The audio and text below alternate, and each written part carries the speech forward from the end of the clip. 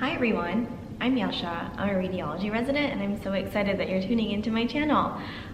Today we're going to be talking about how to create your rank order list and what I thought about when I was doing it and what is actually important. I think that's really what people don't know, is what ends up being important. So let's get started. The very first thing I want to put out there is all the crazy stuff I put on my Excel spreadsheet when I was first creating my rank list. It was huge and I assigned points to every program, 10 points for geography, 10 points for fellowship match, 10 points for, what else did I have? Volume, 10 points, it was just crazy ridiculous. And I think ultimately I didn't even mathematically make my rank list. I just made it based on where I wanted to go. And I think that's kind of what happens to everyone. And then you're like, wait, should I be thinking about something else? So I'm gonna tell you what actually matters. The first thing you really wanna consider is geography. And not just geography oh, I'm in a big city, which is what I was thinking. You really wanna think about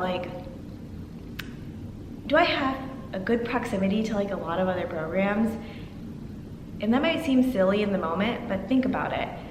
A lot of times, those are the places where you're gonna end up going for fellowship. If you end up looking at the fellowship matches, which you should absolutely do before you rank a place, look at their fellowship matches and you'll notice that a lot of the times it's just geographical. I mean, people know people in the same city, it's just how it is.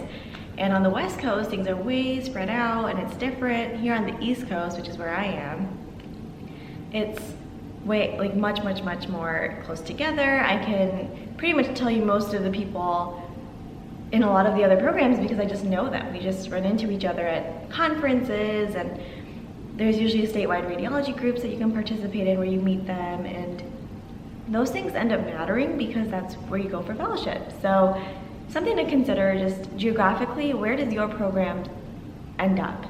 Are you alone? Because then you might end up staying for fellowship, which is fine. Or are you near a lot of other hospitals where you could make ties? And you'll notice a theme that everything is about making ties.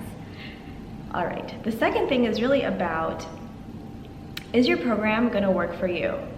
And I think that it's really easy to get caught up in the allure of these big programs that have invited you for interviews and you just wanna end up there, number one. But just make sure that your program is willing to work for you. Make sure your program that you're ranking at the top is not just a program who sees you as a resident and you as labor. There are small programs that do this, there are big programs that do this, because you want to make sure that you're setting yourself up for success. You have to be selfish. Where will I be successful? And I think the only way to do that is to know what your goals are. If you're okay with just, I don't mind staying here for fellowship and I could see myself here forever, that's great. For me, I knew I wanted to kind of go up the ladder, so to speak, academically. Make sure you go to a program that really will set you up for success. And the major way to do that is to know your goals. So when you come into residency, you kind of have an idea of where you want to end up in terms of, not just geographically, but do you want to end up in academics? Do you want to end up in private practice? Do you want to do medical education? Does that mean for residents, for fellows? You kind of have to tease that out, and a lot of it you'll figure out during residency. And make sure that your program is there to support you and to kind of push you in those directions.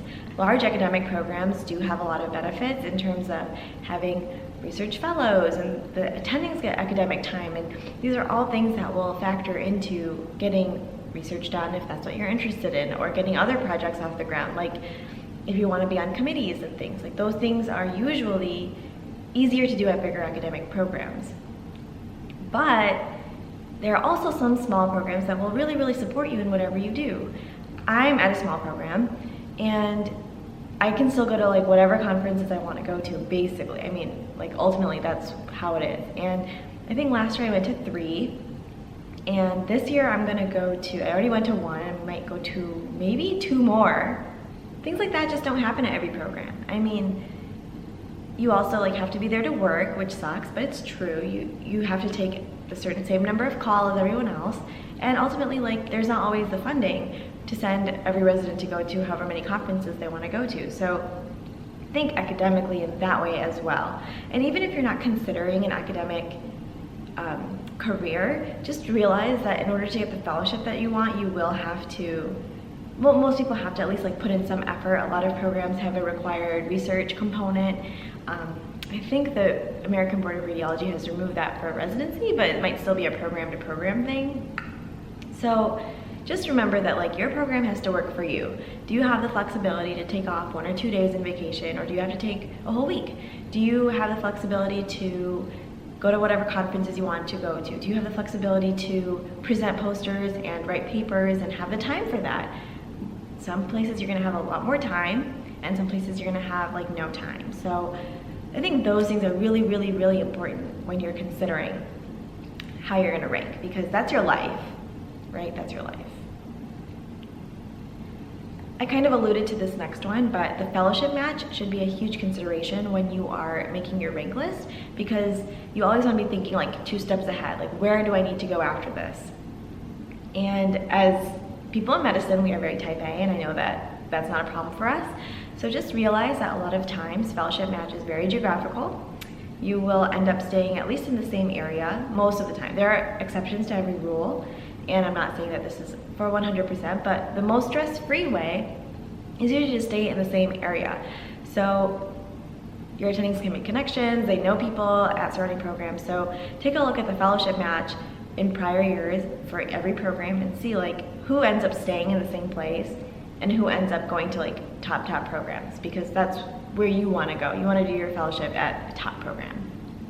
The last thing I wanted to talk about is that name is not everything.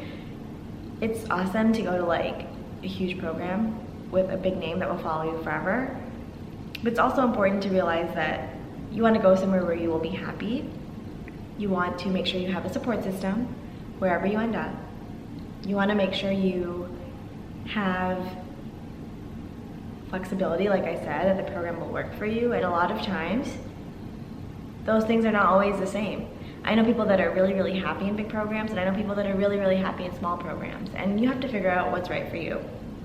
But just remember that name is not everything. You will end up where you want to go if you work hard, and just find the programs that are willing to help you get there. That's it for me. I hope that that was helpful, and I will talk to you later. Bye. Shoot, you're right. I haven't been looking. Can you tell? I'm not looking. Make sure you go to a program that, sorry. Okay, I lost my train of thought. Those type of things don't happen at every program.